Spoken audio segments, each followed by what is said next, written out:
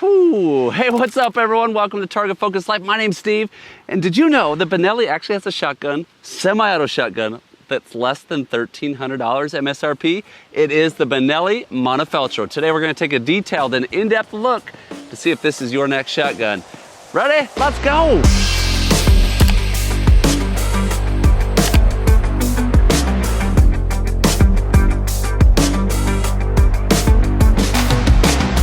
So if you're anything like me, you might be a little confused by Benelli's lineup of shotguns. You look at it and they have the Super Black Eagle 3, they have the Montefeltro, they have the Ethos, they have the Ethos Cordoba Best, they have just the M2, all these different semi-auto shotguns.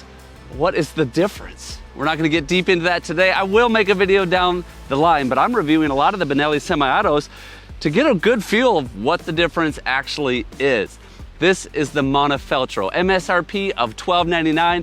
I was able to get it from Reed's, my favorite sporting good retailer, for less than that. But this is quite a bit different than say their M2 or their Super Black Eagle 3 in the fact that it basically comes in either a walnut and blued version or a black synthetic and blued version. It doesn't have camo options. This is definitely one of their more affordable options. The Montefeltro is a 12 gauge, but it's also available in 20 gauge options. It is, like the rest of the Benelli line, inertia driven. The length of pull is 14 3/8. That's the distance from the trigger to the butt end. 14 3/8 is kind of Benelli standard. A lot of their shotguns come 14 3/8. I believe you're able to make most of them longer by adding pads.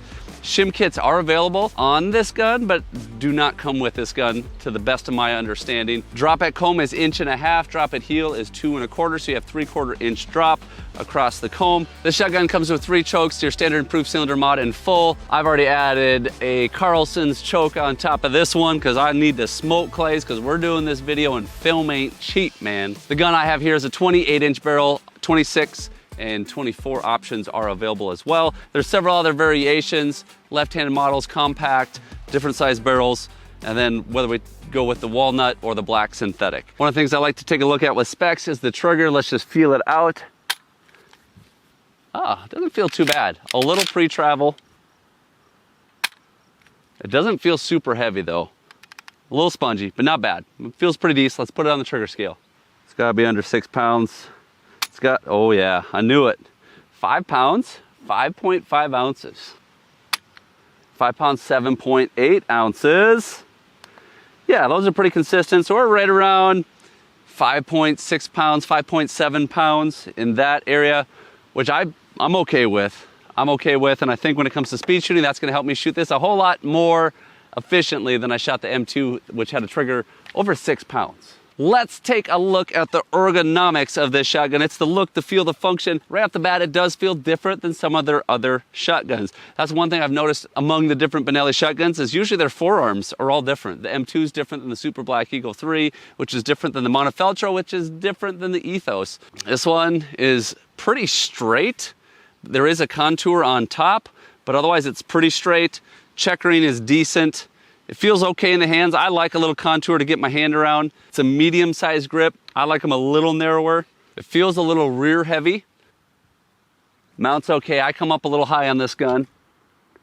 Yep, definitely a little high on this gun. I would need some adjustments. I would need to get that shim kit. Balance point is about right there. On a lot of semi-autos, you find the balance point closer to where the receiver meets the forearm.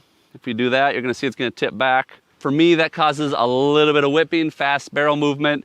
Can overswing on clays. Some people may actually like lighter barrels, so just want to point that out. Trigger guard, very similar to a lot of the other guns. It's not oversized at all. Cross bolt safety is that triangular cross bolt safety. Bolt release is this tiny little bolt release. Kind of a pain to push. Loading port, just kind of standard. Looks like a lot of the Benelli semi-auto shotguns. It does have, it looks the same as their Comfort Tech recoil pad, which I think is a pretty decent pad. As you can see, if I squish, it does have some movement to it. Nothing else fancy in the stock. Doesn't have the chevrons or the Comfort Tech cheek pad or anything like that. The rib is a flat rib. It comes right off the receiver. It's flat. There's no step up. I like a stepped up rib. I don't peak as much. And maybe with my long neck, I think that helps a little bit. But this gun, yeah, every time I mount it, what I do is I have both eyes open, look at something in the distance, I mount, and then I close my eye. I can see I'm looking down on the rib. So I really need to get this gun into my cheek. I really need to come in like that, which then I notice this gun actually feels a little short for me too. Just depends where my thumb lands. I need to get my thumb probably up a little bit more. Pistol grip affects that. I'm not in love with the grip, but overall feels pretty good in the hands. Let's do some shooting. Let's shut up and shoot. Let's look at recoil and reliability of this shotgun. Curious to see if it shoots any different than any of the other Benelli shotguns. I was just shooting at M2, I mean, no more than 30 minutes ago. So I kind of got the feel of that. That has the chevrons in it, the Comfort Tech stock, a little bit different technology. Jumps into my face a little bit. These are target loads. These are 1.1/8 target loads, so we're not shooting anything heavy. Oh yeah, a little more recoil than I'd like. I've been shooting Benellis all day, so my shoulder is starting to get beat up a little bit. I'm not trying to bash on Benelli, but these inertia guns, they definitely have more felt recoil into the shoulder. As far as reliability, you know, I can't do an extensive test. I'd love to hear from folks that have this gun, have shot thousands of rounds. How's it handled? Do you have cycling issues? These are, again, 1.1/8. Let's see what happens if we were to... I'm pretty impressed, honestly. I'm pretty happy that this gun seems to cycle, no matter which way you hold it. Inertia guns often don't operate well one-handed over the head, though. Told ya. So if you're thinking you wanted to do a little one-handed over the head shooting, probably not. What about just one-handed shoot? Could you do that? Oh, it ejected that. Oh yeah. You could do the one-handed shoot and just no one-handed over the head, all right? It feels decent. It feels decent. Not a whole lot to talk about there. There's lighter recoiling guns, there's heavier recoiling guns. This is kind of middle of the road. But as far as reliability, really impressed with how well this gun has been cycling, shooting the lighter target loads. I think that's a great thing to see in the Montefeltro. So real quick here, just gonna break this shotgun down now. We're gonna look at quality of build, as well as ease of teardown, ease of maintenance, fore-end cap. Someday it'll come off. There it is. That took a while. Fore-end cap, fore-end off. Barrel, it's hot. We're gonna close the bolts. Oh man, I've already cleaned this once, and that is a bugger. This isn't the kosher way to do it, but we're just gonna grab it with a pliers.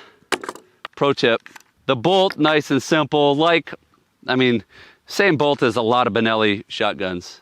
Just simple design, highly effective design. Pop out the pin, take out the trigger group. Hey, look at that. This looks exactly like every other Benelli semi-auto shotgun. There's probably slight differences. I might notice them side by side, but honestly guys, when I look at the Montefeltro, I see just a Benelli shotgun.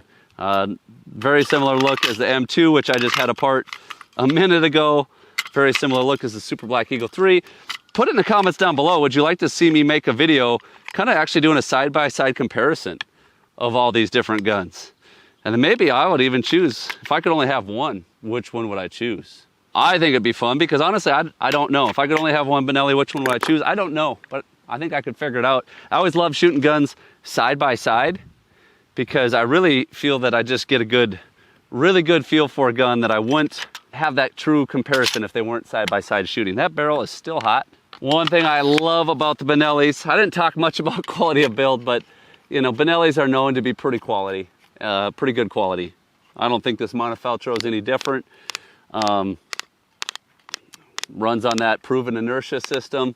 Ease of maintenance, fairly simple, pretty clean running guns. I'm not making a judgment here, but I got to think about if I wanted to get into a Benelli and I didn't want to spend $1,600, $1,700, $1,800, $1,900, Montefeltro might be a great option. Downside, they don't make any camo options in this.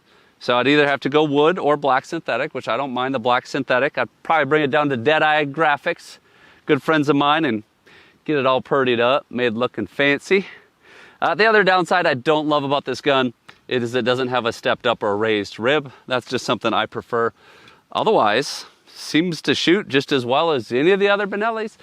But we got one more test. we got speed shooting. This is on the clock. I just shot the M2. I couldn't shoot it extremely fast. I'm curious to see if I can shoot this any faster than I just shot the M2. Let's put it to the test. Oh, before we speed shoot, Jordan had to point out that that looks pretty neat. He likes that little Benelli emblem on the bottom of the pistol grip. So, little 2 cents added by Jordan there. I agree, Jordan, that does look pretty neat. Let's speed shoot. Okay, I cheated. My splits weren't anything crazy fast, a 2.2 and a 1.9. I can tell you I already shoot this better than the M2. That was my first throw, hit all 3. M2, I struggled big time. Let's give it another try. No cheating this time. Okay, I think I still cheated, didn't I? That was real close. Total time 1.07. Not bad. I'm gonna see if I can clean that up just a little bit. Get a little faster, but that's 2 throws and 2 completions. Cheated, but I shot a 1.8 and a 1.9 split. That's pretty darn good splits, especially for a inertia, but we don't want to cheat. We don't want to end this video cheating. It's not the way I roll. Cheating, that's what that was. But I shot a 2.2 and a 1.6, dude. We can't go with that. We can't roll with that because that's just, I'm letting go early. Okay, that wasn't cheating. I was actually a little slow to get it off. 1.09, that's a pretty decent score.